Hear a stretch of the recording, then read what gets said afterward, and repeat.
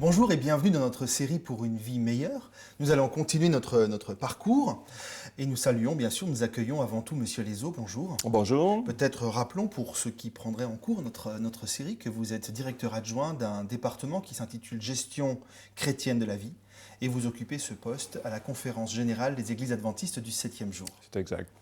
La dernière fois et les deux dernières fois, nous avons cheminé avec Élie. La dernière fois, nous avons cheminé avec Élie et la veuve de Sarepta, avec un long périple pour Élie. Alors, est-ce que cette émission sera la suite de cette saga ? Peut-être. Ça va être une petite surprise peut-être, mais je vous invite à le découvrir ensemble. Si je vous cite les noms suivants, Chamois, Shaphat, Yigal, Oshé, ce sont des noms qui vous disent quelque chose ? Pas très courant. Pas très courant, effectivement. Palti, Gadiel, Gadi, Amiel, Sétour, Nabi, Géouel. Cela ne vous dit pas grand-chose, je suppose, jusqu'à ce que je prononce le dernier de ces noms, Caleb. Ah, peut-être Caleb et nos 12 Et espions. Oui, les 12 espions envoyés pour aller espionner la terre promise. Il est vrai qu'il y a un de ces hommes dont le nom a été changé par Moïse. De Hoshé, qui voulait dire « il sauve », il est devenu Josué, Yahvé sauve. Et Josué, on le connaît un peu mieux aussi.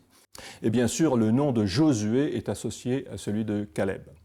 Quelle est l'importance d'un nom dans la Bible ? Quelle est l'importance du nom que nous avons ? Veut-il dire quelque chose ? A-t-il une signification particulière ? Pour beaucoup, de faire le voyage de leur vie serait de visiter le Taj Mahal en Inde. Vous savez, ce palais merveilleux qu'un Maharaja a construit à son épouse. Eh bien, une personne avait réalisé le rêve de sa vie. Et en arrivant devant ce palais, et malgré le fait que ce ne soit pas un temple d'aucune sorte, il faut enlever ses chaussures pour y pénétrer, pour que la foule n'abîme pas les sols qui sont en marbre. Et en se baissant pour enlever ses chaussures, notre visiteur a posé par terre sa petite sacoche de cuir où étaient tous ses papiers. Il était tellement pris par la beauté de ce qu'il voit qu'il oublie sa sacoche par terre. Ce n'est que bien plus tard qu'il se rend compte de son oubli et il court vers la porte d'entrée pour aller chercher ce qui ne s'y trouve plus. Bien sûr, elle a disparu. Et dedans se trouve son passeport, son billet d'avion et tout son argent. Et il se retrouve dans un pays étranger avec plus rien en poche, ni aucun papier d'identité. Alors, comment faites-vous quand vous n'avez aucune preuve pour prouver qui vous êtes ? Vous n'avez plus d'identité. Vous pouvez vous appeler Jacques, Pierre, Paul ou Jean, peu importe, ça ne change rien. C'est en réalisant sa totale impuissance qu'à ce moment-là, un jeune garçon s'approche de lui et lui demande ce qu'il cherche. Qu'est-ce que je cherche ? Mais mon passeport, au moins. Le reste, on peut toujours aller à l'ambassade, se faire dépanner, etc. Mais au moins mon passeport, pour que je puisse prouver qui je suis. Et le jeune garçon, de lui dire qu'il avait remarqué cet homme à l'entrée, et il l'avait vu poser sa sacoche. Et il sort de dessous sa chemise, sa fameuse sacoche en cuir, et lui rend son passeport, son billet d'avion et son argent. Vous pensez qu'il était content ? Il a pu s'étonner aussi de trouver encore quelqu'un de si honnête aujourd'hui. Et il lui a donné bien sûr une bonne petite somme d'argent pour le remercier. Aujourd'hui, notre nom a perdu de sa signification. Dans le temps, on portait le nom de son emploi ou de son statut dans la société. Aujourd'hui, notre nom ne sert qu'à nous distinguer par rapport à une autre personne. Et notre voyageur a été soulagé de retrouver son identité. Mais il y a des gens à qui leur nom ne suffit pas. Et ceux qui se destinent à une carrière dans le spectacle vont même changer de nom pour être sûrs d'être reconnus d'entre tous et se distinguer des autres. Et des fois, ils y arrivent juste avec un prénom. Ils se créent un nom et ils se créent une réputation. Savez-vous que nous trouvons un peu la même situation dans la Bible ? Dans le premier livre de la Bible, nous trouvons des gens qui veulent se faire un nom. C'est ce que dit le texte. Ce sont les constructeurs de la tour de Babel. Ils se réunirent pour éviter d'être à nouveau ensevelis par un déluge et pour se faire un nom, nous dit le texte. Il y a d'autres passages où une ou plusieurs personnes sont baptisées d'un autre nom, sans qu'on leur demande leur avis d'ailleurs. C'est le cas de Daniel et de ses compagnons qui se trouvent en exil à Babylone. Et le roi Nebuchadnezzar décida de donner de nouveaux noms aux jeunes juifs qui vont le servir dans son palais. Car dans la Bible, les noms ont une signification. Ils sont importants, car ils révèlent le caractère de la personne. On l'a vu avec le nom de Josué. Et Jésus lui-même donna de nouveaux noms à 2 de ses disciples. Jean, qui était à l'origine le fils du tonnerre, qui va devenir le disciple de l'amour. Et Simon, le plus instable de tous, est devenu Pierre. Maintenant, si je vous citais le nom d'Abdias, est-ce que vous allez vous rappeler qui portait ce nom? Alors, ça me dit quelque chose, on en parle dans le livre des rois, et c'est peut-être là la connexion d'ailleurs avec Élie, mais ça reste assez... Exactement. C'est la suite du défi qu'Élie a posé à Akab. Au verset 3, nous découvrons le nom d'Abdias. Nous sommes au chapitre 18. Abdias est le chef de la maison du roi. Maintenant, il faut peut-être revenir un tout petit peu en arrière pour se rappeler quel type de roi est vraiment Akab. Remontons au chapitre 16, au versets 30 et 33. C'est le plus mauvais de tous les rois qu'Israël a eus. Il a fait plus que tous ses prédécesseurs pour irriter l'Éternel. Influencé par sa charmante épouse Jézabel, il essaye tout simplement d'éradiquer le nom de Dieu dans le royaume. Abdias, la main droite, le bras droit du roi, avait un nom. Et son nom voulait dire « serviteur de l'Éternel ». Et ce même homme était le bras droit du roi qui haïssait Dieu. On pourrait dire, ah le pauvre Abdias, il avait vraiment le mauvais nom au mauvais endroit, au mauvais moment. Et en plus, le verset 3 continue en y disant qu'il craignait beaucoup l'Éternel. Et tout ça sous le nez du roi. Vous vous rendez compte de ce que devait être pour lui de porter ce nom dans le palais du roi? Chaque fois que le roi avait besoin de lui, son nom résonnait dans les couloirs du palais et la brave reine Jézabel devait s'en arracher les cheveux. Le nom qu'elle abhorrait par-dessus tout résonnait dans le palais du roi. C'est à devenir fou, non? On peut facilement imaginer que, vu l'influence qu'elle avait auprès de son mari, que Jézabel avait dû intervenir auprès d'Akab pour changer cette situation insupportable à ses yeux. Renvoie-le, trouve quelqu'un d'autre. Mais je ne peux pas le remplacer, c'est le meilleur que j'ai, c'est le seul sur qui je puisse compter pour s'occuper de mes affaires. Bon, d'accord, alors, mais change au moins son nom. Au moins je n'entendrai plus prononcer le nom de l'Éternel à tout bout de champ dans le palais. Ça je pourrais peut-être essayer. Alors le roi a peut-être fait appeler Abdias et il dit, mais tu sais Abdias, j'ai un petit problème avec la reine. Elle n'aime pas beaucoup ton nom. Et quand je dis pas beaucoup, c'est un euphémisme. Hein. Est-ce que je peux t'appeler autrement? Tu n'as pas un petit nom, un petit diminutif qui éviterait de prononcer ton nom? Non, Majesté, c'est le seul nom que j'ai. Tout le monde l'utilise. Et si je change mon nom, les gens avec qui je travaille vont se poser des questions. Et je risque même, moi, d'avoir des problèmes avec ma femme, qui ne comprendrait pas la raison pour du changement de ce nom. Avec tout le respect que je vous dois, Majesté, cela me semble impossible. Et je suis fier de mon nom. On a peut-être rêvé un peu, mais pendant des années, le nom d'Abdias a continué à être prononcé dans le palais du roi. Il avait un nom qui signifiait quelque chose. Et le texte continue en nous parlant de la responsabilité d'Abdias. Abdias avait un emploi, il avait un job. C'était le gérant de la maison du roi et son bras droit. Cela ne vous rappelle pas la situation de Joseph dans la maison de Potiphar et ensuite chez Pharaon? Nous ne savons pas quels étaient les sentiments d'Abdias vis-à-vis d'Akab et de Jézabel. Mais il est facile de deviner qu'il ne devait certainement pas approuver ce qu'il faisait aux prophètes de Dieu. Mais Dieu devait protéger son serviteur, car cela ne devait pas être facile de rester au service d'Akab et de Jézabel tout en restant fidèle à Dieu et en faisant en toute honnêteté son travail. Le psaume 119 nous dit « Heureux ceux qui sont intègres dans leur voie, qui marchent selon la loi de l'Éternel, heureux ceux qui gardent ses préceptes, qui le cherchent de tout leur cœur, qui ne commettent point d'iniquité et qui marchent dans ses voies. » Cela, ce n'est pas simplement entre frères et sœurs qu'il faut l'être, mais également dans la vie de tous les jours, dans la vraie vie. En dehors de l'Église, il nous est demandé de ne rien faire qui ne soit pas juste, qui soit correct envers quiconque, même si notre patron est à nos yeux pas tout à fait correct, ne nous traite pas comme nous le méritons, il nous faut être intègre, sans iniquité. C'est ce que nous sommes appelés à être, des modèles d'intégrité et d'honnêteté, quelles que soient les circonstances. Dans la série Itinéraire de croissance que nous allons voir plus tard, nous étudierons le parcours de Joseph et des différentes situations dans lesquelles il s'est trouvé. Même accusé injustement, il est resté intègre, sans iniquité envers ses maîtres successifs.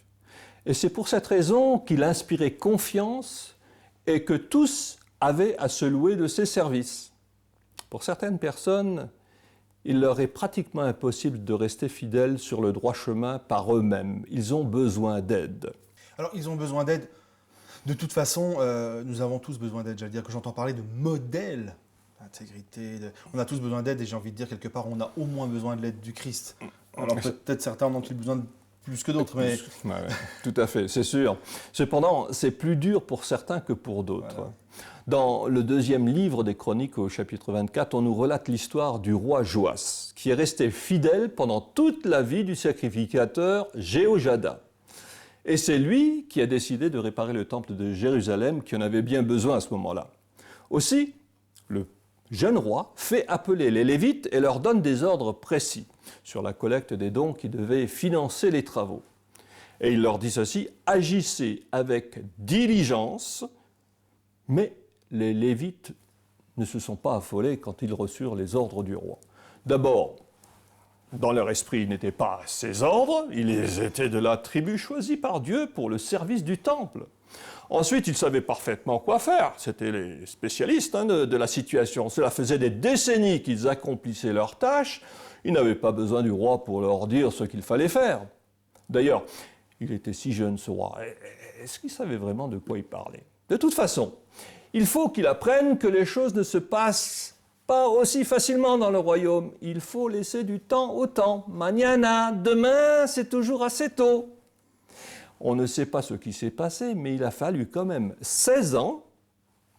On trouve la différence là dans le texte au verset 18, pour que Joas se rende compte que ses ordres n'avaient pas été exécutés.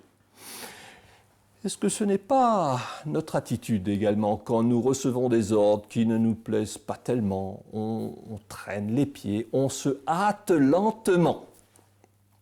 Alors Joas, se rendant compte de la situation, reprend les choses entre ses mains, il convoque les prêtres et Jéhojada et change de responsable et de système. Puisque vous avez été incapable de recueillir l'argent pour les réparations du temple, on va faire autrement. Un coffre fut placé à l'entrée du temple pour que le peuple puisse y placer directement les offrandes. Et une fois compté, l'argent fut remis directement aux ouvriers qui devaient faire les travaux. Les Lévites avaient perdu leur rôle de contrôleurs généraux des finances, de ce qui se passait dans le temple. Mais le résultat parla de lui-même, et c'est au verset 15 que l'on trouve cela. Les ouvriers, les membres laïcs, agissaient avec probité, nous dit le texte. Et une fois terminés les travaux, deuxième livre des Chroniques au chapitre 24 et au verset 14, on y dit qu'ils apportèrent l'argent qui leur restait. Ils l'apportèrent au roi et à Jéhojada. C'est quand même assez extraordinaire de voir que les membres laïcs étaient plus fidèles que les Lévites. C'est assez extraordinaire également de voir, par rapport à ce roi, sa grande perspicacité, sa force de décision, d'adaptation, encore un grand homme.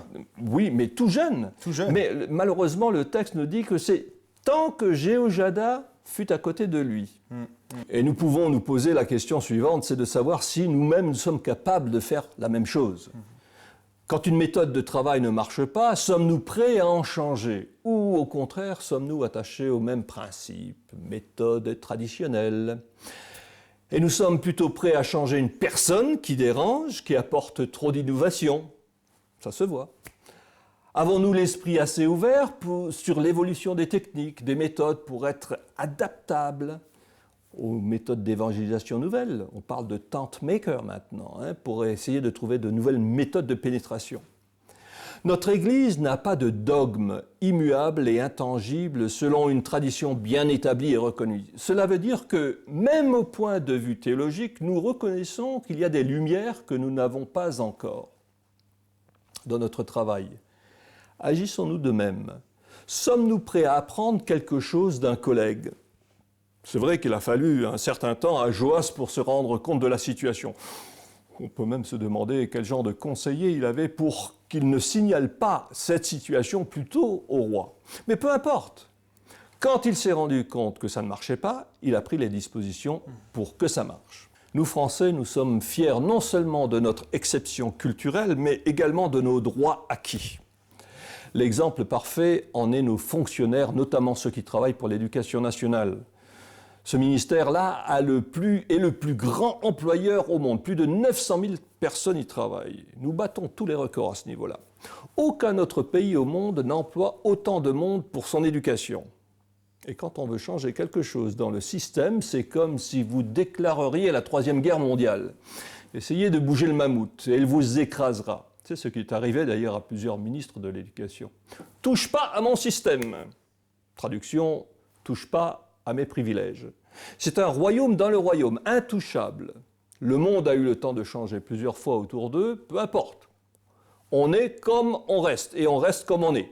La seule chose à changer sont, bien sûr, nos salaires, les augmenter un peu, diminuer nos heures de travail aussi, ça on peut le changer. Et ce sont eux qui dictent ce qu'ils veulent. Et pour être sûr que le gouvernement se rappelle leur force de nuisance, ils organisent des grèves régulièrement, simplement pour ne pas perdre l'habitude. La motivation en est bien sûr de défendre le service public. Quelle blague! La défense est avant tout de défendre leurs propres intérêts. Sommes-nous capables de copier un peu les machines que nous construisons? Vous savez peut-être que nos ordinateurs apprennent à s'adapter à nos besoins. Chacun de nous avons nos propres habitudes de travail, une façon qui nous est propre de travailler, d'utiliser les programmes de nos ordinateurs. Et ces machines inertes savent reconnaître ces habitudes et prennent des raccourcis pour nous permettre de travailler plus efficacement. Sommes-nous plus bêtes qu'une machine? Ne faisons-nous pas toujours les mêmes erreurs? Quelqu'un a dit que la définition de la folie est de continuer à faire la même chose et de s'attendre à avoir un résultat différent. Sommes-nous conséquents avec nous-mêmes? Sommes-nous prêts à changer de programme? Ou est-ce que nos programmes ont un bug et ils tournent en rond? Pourtant, si nous voulions être ouverts aux améliorations, nous aurions le succès que Dieu réserve à ses fidèles serviteurs. Alors c'est vrai que néanmoins, amélioration ou changement, c'est souvent faire face aussi à l'inconnu. Et c'est déstabilisant. Mais peut-être me direz-vous là aussi que l'expérience, le pas de la foi est nécessaire. Oui, Joas avait bien commencé. Malheureusement, dès que son mentor, son conseiller décéda, c'est le verset 18, il laissa les chefs de Juda retourner au culte d'Astarté et des idoles. Quel dommage! Mais rien de tel avec Abdias, parce que Abdias est le sujet de notre émission aujourd'hui. Abdias, lui, il n'a pas besoin de quelqu'un à son côté pour lui souffler à l'oreille ce qu'il faut faire ou ce qu'il ne faut pas faire pour être fidèle. C'est ce que nous sommes appelés à faire tous les jours en tant que chrétiens. Quel que soit notre métier, quelles que soient nos responsabilités, il nous faut être intègres dans ce que nous faisons, même si c'est pour un patron qui n'est pas croyant. Même s'il agit d'une façon malhonnête. C'est le meilleur témoignage que nous pouvons rendre, nous, être intègres. Augustin, un des pères de l'Église chrétienne, disait « Prêchez la parole, où que vous soyez, et si vous en avez besoin, utilisez votre bouche pour le faire. Abdias avait donc un nom. Il avait un métier. Et la troisième leçon qu'on peut retirer de ce texte, c'est que Abdias craignait Dieu. Il n'était pas le seul qui soit resté fidèle. Et il n'était pas non plus comme Élie, qui lui était tellement fier de clamer haut et fort qu'il était un des seuls restés fidèles. Il va le faire par 3 fois. Et Dieu, commençant à se lasser, il le reprend un petit peu. Il va être obligé de lui dire, au chapitre 19, verset 18, qu'il restait 7000 hommes qui n'avaient pas fléchi le genou devant Baal. Sous le nez et la barbe d'Akab, le plus terrible des rois d'Israël, et surtout de Jézabel, qui cherchait à exterminer tous les prophètes de Dieu, lui, Abdias, il avait caché 100 prophètes pendant ces années de famine. Alors, imaginez un peu la situation. Le bras droit du roi qui cache à son insu 100 prophètes. Et il va les nourrir pendant plus de 3 ans. Je ne sais pas quel genre de caractère Abdias devait avoir, mais ce qui est sûr, c'est qu'il devait avoir les nerfs bien attachés. Car pendant tout ce temps, il a continué à servir fidèlement le roi, mais il est resté également fidèle à ses convictions. Et ses convictions, ce n'étaient pas simplement des paroles en l'air, car cela lui a coûté, financièrement parlant, ça lui a certainement coûté une petite fortune. Imaginez, nourrir plus de 100 personnes en temps de sécheresse. Je ne sais pas où il a trouvé de quoi les nourrir et les abreuver pendant aussi longtemps. Bon, c'est sûr que sa position au palais a dû lui faciliter un peu la tâche, mais il a dû sans aucun doute payer fort cher, ce qui était certainement hors de prix à cette époque-là. Nous ne savons pas comment Abdias a pu résister au stress qui devait être le sien dans sa situation difficile. À l'époque, un serviteur du roi ne pouvait pas tellement dire qu'il démissionnait de son poste parce qu'il n'était pas d'accord avec la politique du roi. La liberté d'expression n'était pas encore celle que nous connaissons maintenant. Abdias, serviteur de l'Éternel, c'était son nom. Quel est votre nom? Quel est le nom que vous aimeriez avoir? Seriez-vous honteux, gêné de porter le nom de celui que vous servez? Monsieur Lézot, alors que je vous écoute poser ces 3 questions fortes, ça me fait penser à un exercice que j'ai fait avec les élèves d'une classe de seconde. Vous parliez tout à l'heure de l'enseignement, moi je suis dans le privé. Oui. Avec une classe de seconde où je les invitais à réfléchir un petit peu sur l'image qu'ils avaient d'eux-mêmes, l'image. Et puis alors il y avait 3 questions, peut-être nos amis auditeurs pourront-ils aussi faire ce même exercice. La première question était, d'après vous, comment les autres vous perçoivent-ils? Bon, c'est bien sûr subjectif, mais d'après vous. Alors, ils étaient invités à mettre par écrit. Deuxième question, comment aimeriez-vous qu'ils vous perçoivent? Oui, être perçu. Alors, et la troisième question était, que faut-il mettre en place pour résorber cet écart qu'il peut y avoir entre les deux? Et il était flagrant de voir en discutant avec les élèves à quel point il est assez facile de poser l'analyse, mais très difficile parfois de mettre en place les choses pour être celui que nous voudrions être, devrions être, et si on l'applique à notre mandat, à notre statut de disciple. La théorie est toujours beaucoup plus facile que la mise en œuvre de ce que l'on dit croire. La question qu'il faut se poser, c'est de savoir si nous ne sommes pas tous appelés à être des Abdias, fidèles, intègres, et sans crainte quand nous sommes au service de Dieu. Monsieur Lézot, merci beaucoup. Il y a encore quelques pistes de réflexion que vous avez préparées et sans plus tarder, chers amis téléspectatrices et téléspectateurs, j'aimerais vous les transmettre. Pourquoi Dieu, qui est tout-puissant, me demanderait-il de travailler pour un employeur infidèle, tyrannique et iconoclaste? Si tel est le cas, Dieu ne me demande-t-il pas d'être masochiste? Ou cela veut-il dire que j'ai le don d'être un martyr? Quels sont les moyens à ma disposition qui me permettent de rester fidèle dans de telles circonstances? Ou cela est-il impossible? Monsieur Lézot, un 4e volet avec Élie nous attend, c'est cela? Il y aura une petite suite. D'accord. Alors à très bientôt. À bientôt. Chers amis téléspectateurs, à très bientôt. Au revoir. Au revoir. Le voyage. Je ne passerai par ce monde qu'une seule fois. Aide-moi à faire dès maintenant tout le bien que je peux faire et à ne remettre à plus tard aucun geste d'amour, car je ne repasserai plus jamais par ici. L'importance dans le voyage de la vie, ce n'est pas seulement d'arriver à destination, c'est le voyage proprement dit. Alors, ne pensez pas qu'il faut se dépêcher d'arriver. Le plus important, c'est le voyage. Les choses auxquelles vous consacrez du temps, les gens que vous influencez, ce que vous apprenez et expérimentez en cours de route. C'est au long de ce voyage que vous découvrez Dieu et que vous apprenez à le connaître. C'est là tout le sens de la vie. Et si vous ne prenez pas le temps de faire connaissance avec lui, alors vous aurez manqué la raison même de tout ce grand périple. Les choses qui vous arrivent dans la vie ne sont pas le fruit du hasard. Elles font partie d'un merveilleux plan, bien plus profond que vous ne pensez. La force de Dieu s'écoule à travers la vie, influence sur votre destinée personnelle et sur celle du monde dans lequel vous vivez. Ne vous laissez pas prendre par les mensonges du Big Bang qui voudraient vous faire croire que les choses n'ont ni rime, ni raison et que votre vie n'a pas de but. Le plan de Dieu progresse comme prévu et les choses arrivent exactement en temps et en lieu voulu. Il y a une raison pour tout. Et vous avez votre rôle à jouer, vous pouvez y changer quelque chose. Vous êtes entre les mains de Dieu dans ce voyage de la vie et il vous aime. Il n'est pas de beauté pareille à la sienne. Pas de puissance comparable à la sienne. Pas d'émotions qui puissent vous stimuler comme les siennes. Pas de paroles qui soient aussi vraies que les siennes. Pas de stabilité, de solidité pareille aux siennes. Pas de force qui soit aussi digne de votre confiance que la sienne. Pas de protection aussi fiable que la sienne. Pas de don qui soit aussi précieux que les siens.